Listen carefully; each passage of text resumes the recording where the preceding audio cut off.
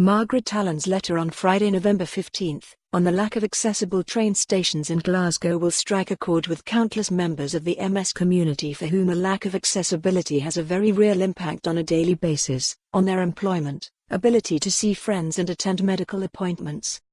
Access to public transport for people with disabilities should be improving, but we are still hearing from many people who have found that what change there has been is far from enough. From trains to taxis, our society is failing people living with MS. This is unacceptable and has to change. We were pleased to see this important issue being raised by the Evening Times on November 13, as it can be easy for people without access needs to take for granted the seemingly simple tasks like taking a train.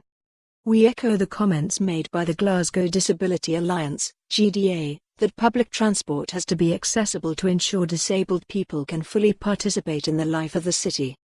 The problem of accessible public transport is not just an issue in Glasgow, but across Scotland. It's only by speaking up and bringing this to the attention of our legislators and public bodies that we can effect change.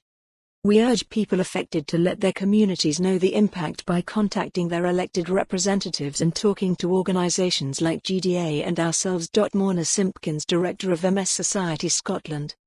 We have just returned from our recent 2-night trip to London, which I went through the Evening Times.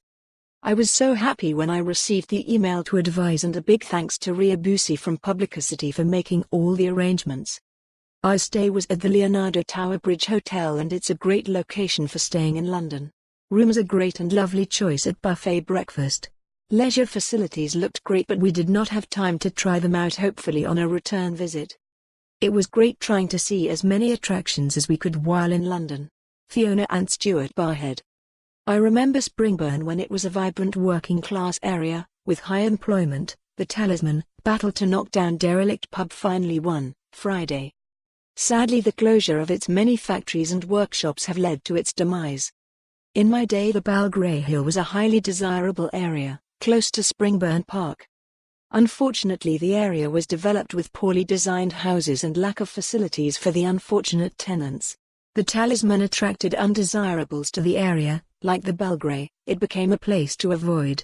It won't be missed. Donald Webster posted online. IT should have been knocked down years ago, even before the Red Road flats.